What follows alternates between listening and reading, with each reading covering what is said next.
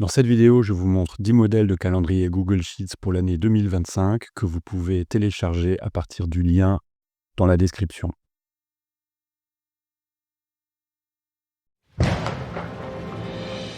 Le premier modèle est un calendrier mensuel Google Sheets qui est simple. Vous voyez que le calendrier mensuel pour le mois de janvier est ici et vous avez janvier, février, mars, avril, etc. dans chacun des onglets.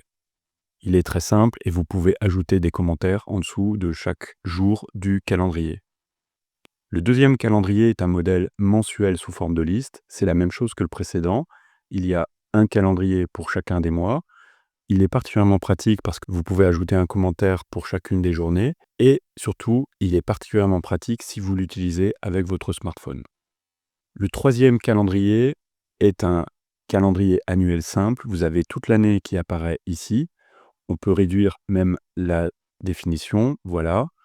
Et vous pouvez voir ici toute l'année apparaître sur l'écran. Le quatrième calendrier est un calendrier de publication pour les réseaux sociaux. Ici, vous pouvez chaque jour dire à quel moment vous avez actualisé votre publication. Quand la publication a été réalisée, vous pouvez le cocher. Vous pouvez ajouter d'autres colonnes pour d'autres réseaux sociaux. Vous pouvez ajouter des commentaires sur l'image, les hashtags, etc. Et vous avez cela pour chacun des mois de l'année. Le cinquième calendrier est un calendrier de publication que vous avez pour chacun des mois. C'est particulièrement utile pour la rédaction web, mais pour d'autres professions, ça peut aussi très bien être utile. Et vous avez des cases à cocher pour décider ce qui a été fait. Vous pouvez aussi actualiser le statut et vous pouvez bien sûr mettre des commentaires derrière. Voilà en ce qui concerne ce calendrier de publication pour 2025. On est au milieu de la liste des 10 modèles. Vous pouvez télécharger l'ensemble de ces modèles à partir du lien en dessous de la description. Le sixième calendrier est un calendrier quotidien. Si vous voulez suivre une activité à un rythme quotidien, vous pouvez utiliser ce calendrier. Le septième calendrier est un calendrier annuel automatique. C'est une variation d'un des modèles de calendrier de la galerie de Google Sheets. Ici, il est sur 2025. Cela fonctionne de manière automatique. Comme on n'est pas encore en 2025, j'ai une formule qui est modifiée, mais je vais l'adapter quand on sera en 2025, il n'y aura pas de problème. Et donc ici, vous avez le calendrier de l'année qui apparaît sur votre écran, mais vous avez aussi la version mensuelle qui apparaît là.